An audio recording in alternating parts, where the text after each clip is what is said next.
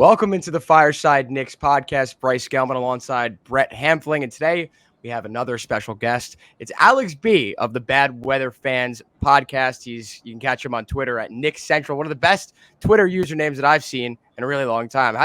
That's insane that you got that. Yeah, long time ago. Thanks for having me on, guys. Of course, we appreciate it. Alex, so, I've been following you kind of from a distance on Twitter for a little while.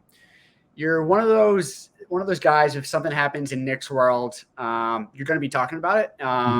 The good, the bad. You're not afraid to mix it up with people on Twitter, which I appreciate and respect.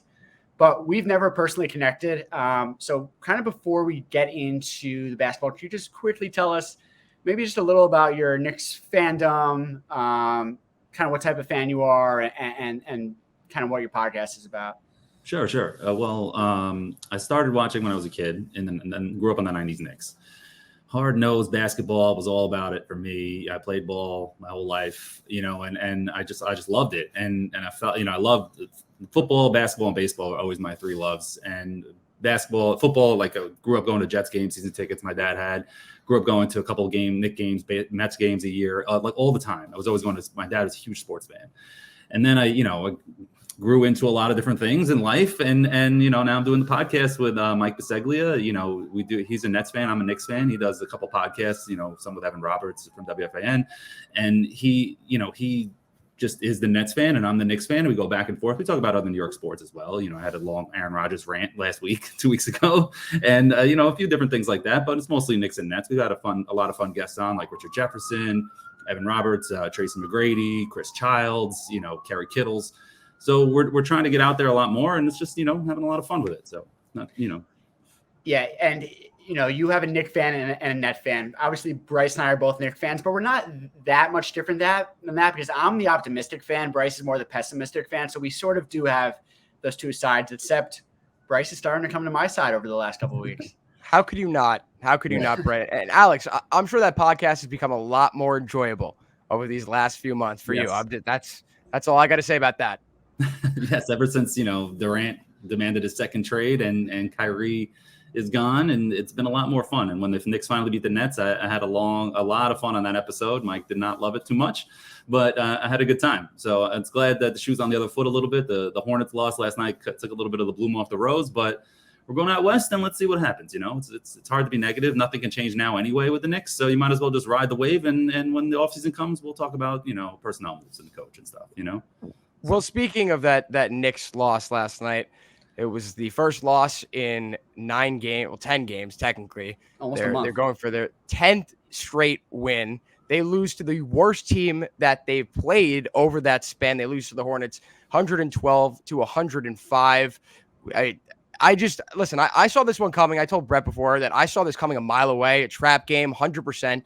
This is what the Knicks do. But, hey, is there any cause for concern here, or is this could be, just a little fluke? It could easily be a little fluke, but it's not a big cause for concern because Brunson's been out, so I wouldn't be too scared about it. But it was cause for concern because you're going west, and I don't care who you're playing west. When you have to go west, it's difficult, and you got 4 games on the road. You're going to Sacramento, which is no pushover anymore. They're a top team in the West, and then you have a back-to-back games. I know the Lakers were without LeBron, but when you're playing back-to-back, even if it's in the same arena, it's difficult. Look, Knicks fans are saying, "Oh, you can't blame the Hornets game. They were tired. It's just like they were off the game day before. I mean, I know they played a double overtime game, but they're off the day before. And now you're going to tell me that they're going to go into out west and back-to-backs don't matter? I think that's a bunch of crap. And then you have to end it in Portland, which is a getaway game. You're in Portland. Who the hell wants to be in Portland? And you got your bags packed. Yeah. You're ready to go home. They can easily lose 3 or 4. They can also split. I'll take a split out there, for sure. I think any Knicks fan would. But if you lose 3 out of 4, now that 9-game winning streak is not as dynamic anymore. And now you're coming home to Denver, which is not easy as well. So it could spiral out of control really fast. So that's why that Hornets game, I got really annoyed by that last night. A lot of fans got at me like, "Oh, you're waiting for that moment to pounce on Randall." And I was like, I have been praising Randall. People like to cherry pick my tweets. I have been Brett, you've probably seen this. I've been praising Randall the last few weeks. Like, great job, good job. I mean, I would still trade him in the offseason, but Thank you. You're preaching to the choir here, not with him, but for me, let's hold off on that. I'm on the same boat as you. I've talked plenty of crap about Julius Randle, but you got to give credit where credit is due. He's playing well. So, but when he has a bad game, it's fair to get on top of him. For sure. Brett doesn't like that though. It's as we've mentioned. It's not that I don't like it. Well, first of all, he's played well this season, and you were just trying to basically dish him for nothing. But second of all, as I say every time, we can't talk. If we're going to talk about Randall trade, we need to set aside some time. I need to clear out my schedule. I need to focus. I need to prepare. It can't just be a little throwaway, because that is the, as good or bad, or whether the ceiling's not that high with him, that is the cornerstone of the franchise right now. Right. And you're looking at an entirely different team. But what I wanted to say was, Alex, yeah, you're right. This loss and then the road trip. But the thing is, this team has surprised us all season in different ways, whether it's, with different streaks, win streak back to losing streaks, the win streak earlier in the season. They're good on the road. They're bad at home. So while this seems like any other Knicks team might falter on this West Coast streak, this is kind of a different team with a different attitude, and we'll see if it stays. I mean, this is actually as good of a test as you can have if this is a team that actually has a different mindset. With the insertion of Josh Hart and it seems like this team is tough-minded. I feel like we're actually going to learn a lot about us this next week. Yeah, no, for sure. And 3 games ago, I tweeted out over the next 10 games are going to be like the toughest stretch that you're going to have this season. It's going to really tell a lot of where we're going to be seeding. We as in the Knicks are going to be in the seeding and things like that. And they started off winning the first 2. You figure you're going to split the Celtics and Heat. You would take that, and then they win the 2, and you're like, oh my God, you got the Hornets, and you lose that. So it's been tough. So yeah. I mean, I forgot the overall question. I'm sorry, but I'll take you there. Not to that question, but just kind of looking, and we're just looking ahead, kind of looking back. What was this win streak? Was it the emergence of Quickly? Was it obviously Hart on the team? Brunson was a big part of it till he got out, but kind of overall, what 9-game win streak? What happened? Basically, it all clicked. I mean, Randall got hot, Brunson got hot as always, and Hart was the perfect piece for that team. And then Mitchell Robinson got healthy, and they just took off, and they were hitting the big shots, and everything just went perfect. And it doesn't always, a lot of times in the NBA, as you guys know, it's all about that final shot, in the last minute or so. Sometimes like you can be dominating the entire game, like last night with the Hornets. You're winning pretty much the entire game. The last 5-6 minutes, you lose it, and it's just like, holy shit. But at the same time, Hart has been that perfect piece. I didn't really love the trade because I think they botched the Cam Reddish situation altogether. And it's like you gave up basically 2 first-round picks in that whole situation. But at the end of the day, I like Josh Hart. He's playing well. I was completely wrong about his impact. I admitted that on Twitter. It's just he has been that perfect piece. He's that hustle guy. He's just that guy that's going to help you, and he's going to keep you on your toes, and he's going to keep you happy, kind of like a Theo Pinson, but he actually plays, so it's kind of a good piece there for him. And I think him and Mitchell Robinson taking a step and being healthy has helped this team so much. I love Jericho Sims, but he's very raw. He's not ready. Hartenstein has been playing better as well. That's been helping them as well. And quickly, the emergence of him has just been amazing. Yeah, I think to your credit, it's everything. Like there isn't one specific thing here. It's the fact that everyone is clicking together at the exact same time. That's what you get when you win 9 games in a row. And most of these wins, they did come down to the final stretch where the Knicks were able to actually put it together, run some good plays at the end of games, and win some close games. I mean, I did not expect them to win that Boston game, the second one. I mean, I just think there was no way, there was no chance in hell that they were going to win that game. And somehow, some way, they found a way. And I think listen, because obviously we could sit right here and just be like, yeah, it's everything. It's everything. That's the one thing. It's at the end of the games, they are finally performing. This isn't a Knicks team where, last night we saw it, but this isn't the Knicks team that they're up, 15-16 at half. They all of a sudden, by the start of the fourth quarter, they're up 2 or 3 points or they're down. Like this is a team that actually has talent all around. I mean, they're incredibly deep. And the addition of Josh Hart has kept players on their toes, and he's able to push the game. When Randall wants to walk up the court, he can't because Hart's catching the ball and he's running up the court. Mitch Rob is trailing constantly. Like, this is all positive, and I hope that last night wasn't, was an aberration, right? Yeah. But Randall, also, you see it over the last 2 games, even the Celtics game that they won. The Celtics knew, I don't know if it was a fourth quarter or overtime where everybody knew Randall was taking the shot, and like 4 Celtics just came in on Randall, and he still did his spin move in the lane. When Brunson's on the floor, no matter how great quickly he's playing, they're going to leave quickly because they know Randall's not going to defer to Emmanuel quickly because Randall's got that hero ball mentality for better or for worse, and he's not mellow. Yeah. So it's just like, that becomes very, very frustrating, So, that has been tough on me with Randall because I know he's not that guy, and I know he's playing well. But if you say that, then you're a hater. But if I praise him, then nobody sees that. So it just is what it is. It comes with exactly. Yeah, I mean, I am still worried about the end of the game stuff because this lead, when you look at it, the first 45 minutes of a game are different than the last 3. And the last 3, you have these players in Giannis, in Steph, and Jason Tatum, even like the Donovan Mitchell, Damian Lillards. Like, you just can get buckets out of them. And Jalen Brunson has been that, which is incredible at his size. But Julius Randle has not been pretty much his whole career, isn't it? He obviously hit that shot versus the Heat, but he did almost fumble it out of bounds. He did turn it over the play before. We can't talk about that kind of stuff. Oh, yeah, we can't talk about that. He didn't do that. That didn't happen.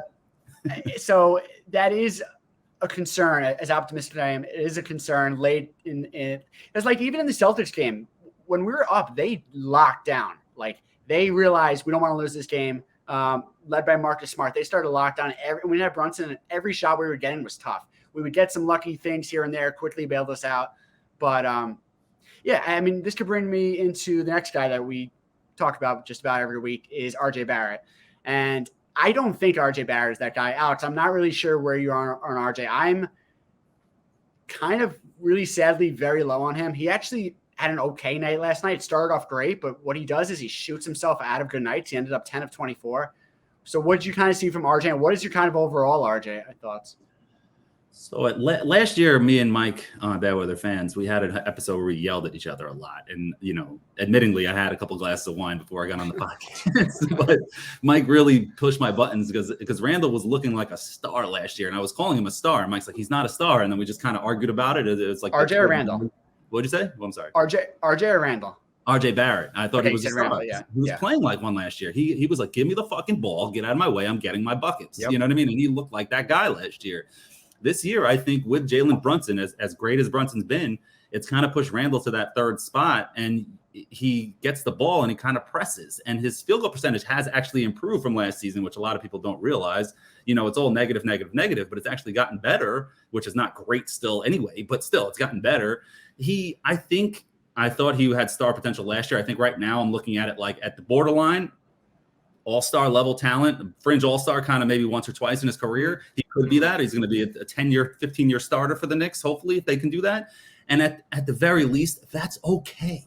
That doesn't mean that we need to trade him. That doesn't mean that we need to just dump him. That's what the old Knicks did, the Isaiah Thomas Knicks. That's what the old, since 2000, that's what the Knicks have been doing. A guy's not that good, let's just trade him. And then, like a Channing Frye, let's get rid of this guy. I didn't like him anyway when he was here, and they had David Lee, I understand, and they got Zach Randolph, whatever. There was no room for him, but he became money from 3. You know what I mean? And then all of a sudden you need a big who can shoot a 3. Like, oh, damn, wish we had one. Well, you had one. You trade an A. I wish we had a big that can be defensive.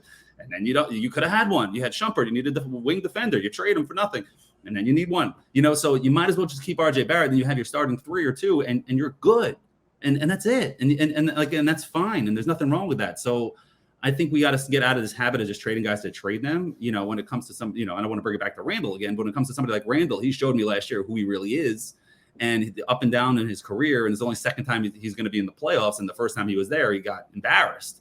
So I'm at the point where I'd be a hypocrite if last year I'm like, you got to trade him. I defended him for most of the year, but at a certain point, after all the actions, and then he got a fan kicked out in Orlando or something, I was like, all right, that's enough. This guy's soft. This guy can't handle it. He's totally ruined. He's got to go.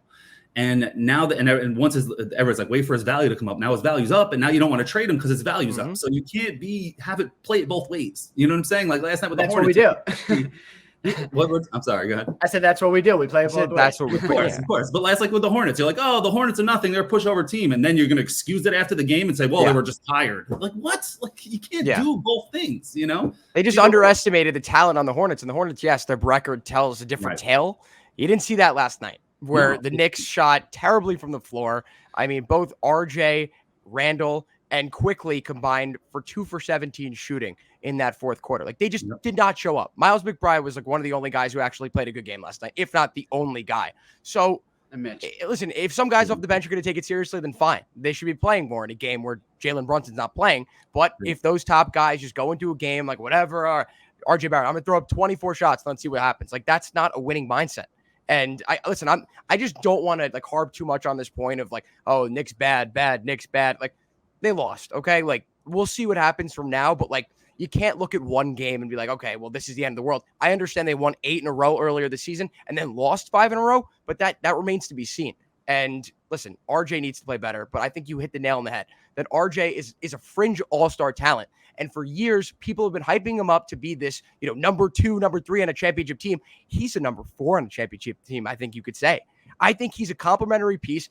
A 4 on a championship team, like, if we can get someone else, that would be incredible. Have to have RJ Barrett as the 4th, but he's just not that guy. You're completely right about that. Let him be Andrew Wiggins. Let him be Andrew Wiggins. Yeah. The issue is he could be the 4th talented guy in an all-star on a championship team, but he's not playing like that type of basketball. He's the only guy I would say the only Nick I can remember that's too aggressive or talented player that's too aggressive because he shot himself out of a good game last night. In the first half, it was coming to him easily. He actually had a couple of good dishes, one really good dish to Mitch, and he was kind of letting it come to him. And then he does this thing where he kind of hunts fouls. He's too talented to hunt fouls. If you watch closely, after almost every drive, he's talking to the ref. And he wasn't like that player earlier in his career. He's starting to, because he is frustrated. And there's, we have Hart and now the emergence of Quickly and Grimes. Playing time down the stretch in playoffs is going to be interesting. But I mostly agree that you can't have it both ways. I am just a little bit lower on him than the average fan. I don't think you're lower than the average fan. I think most fans would probably be on your level. I think. Agreed. I don't know about that. Dude, I think a lot of Knicks fans are pessimists. Like a lot of Knicks fans are like me. Like that's just like the reality of the situation. Like Knicks fans do not, and like this is what makes us special is the fact that when we're good, you're not going to hear any of us shut up about it. Like I'm going around telling everyone and their mothers, like, let's go Knicks. Like, right. I'm proud to be a Knicks fan, but when they lose, when they lose, like either way, you're going to know how Knicks fans feel. That's the one thing. We're not fair weather fans. No pun intended there. Yeah, exactly. Well, it's funny because you saw how it was going back to my point is him, like when he has a third option, it's tough for him, but I don't know if he's good enough to be a second option is that over the Celtics and Heat game, you saw it. I mean, not the Heat game, the Celtics and the Hornets game, you saw it. RJ was getting the ball more. He looked more comfortable. He was more aggressive and he was scoring more points. And that's without Brunson. And I know Brunson is great, but like, that's why I wanted to get rid of Randall. You know what I'm saying? Because he would fit next to Obi more, but who knows how good Obi is because they bury him as if he doesn't exist, which is mind-boggling. It's not like he was drafted by the previous regime like Ntilikina, but it's insane. I still have hope for Frank. But the thing with Obi, and he's been up and down, but I don't want to get on Tibbs because same thing we've been saying. I was on Tibbs earlier in the season. Now you have to give him his flowers. But it seemed like last night was a night, coming off this double overtime emotional game. Randall clearly, I don't know if he was tired or just wasn't into it, but wasn't having his game. Obi knocked down a big 3. Deuce was pretty good. I would have liked to see the bench get a little bit more run yesterday. Yeah, but Tibbs doesn't do that. He's too stubborn. He does his own thing, and that's the biggest problem. That's why you're never going to win with Tibbs as your coach. You're going to win. You win 45, 50 games, and then you're going to fizzle out in the playoffs because you're going to get injured. Look at the guys on the Bulls. Luol Deng was done at 30. Joakim Noah was done at 30. These guys, only Jimmy Butler survived. Derek Rose's knees are dust. You know what I'm saying? It's a fair point. Like that kind of stuff catches up to you when you're playing 40 minutes a game for 5 straight years. And Julius Randle plays almost 40 minutes every single night. Right. Obi barely sees the floor. I mean, you got to differentiate. Like if there's a game where he plays 30 minutes, fine. And like, he doesn't believe in load management. I don't believe in load management, but you can when it's, when you're playing 40 minutes a game. Like, Julius Randle is going to lose his legs in the playoffs. If he does not miss one game, he's going to need to miss a few games at least at the end of the regular season. Like, it's just it happened 2 not years a good ago. situation. What happened in Hawks series? To be fair, they had absolutely no other weapons on offense. He was the only player. I mean, they had Reggie Bullock, who was hitting shots, and Derrick Rose was their only guard. Derrick Rose was the same as the regular season. That was the same as the regular season. Tibbs also panicked. He didn't bench Elfrid Payton the whole year, and then in the playoffs, you changed the rotation. I mean, you take him off altogether, put him as the backup. You don't have to take him off the floor completely. Like, that was like, he panicked. He pulled the Mike Woodson, the same, starting Novak in the playoffs. You know what I mean? Same deal. So that was mind-boggling. That's the thing with Tibbs. He panics and he does things, and he's a senior citizen. And is he really going to be the guy that's going to be on the team for the next 5-10 years? No. So why are we playing this game? But you know what? They're winning. So you just got to ride the wave, like I said, and we'll see what happens as the season unfolds. And if they lose in the first round, it's the same thing that we all expected anyway. So, I mean, they literally have been riding, like you said, that 8-game winning streak in December and then the 9-game winning streak this one. They've been 500 basketball team other than that the entire season. People are laughing at me for saying that too. And I'm like, but it's a fact. It's not like, they've literally been riding the waves. So yeah, but like, there's so many ways you look at it. I was listening to Bill Simmons. And by the way, one of the most fun things about this Knicks run is just like, and some people are the opposite. Some people say like national media hasn't been talking about us all year. They shouldn't now. I love it. Like Bill Simmons had Ryan Russillo on. They did a whole segment. I love that. But he was saying in the last 3 months, I forget what the exact records were. The Knicks have a better record than the Celtics. Full 3 months. That's not a small sample. That's not a small sample size. So, you want to take out the win streaks. You can look at it a lot of different ways. And the last 3 months, the Knicks are playing really good ball. And they might say something about the Celtics. They, they got some troubles there. Different coach this year.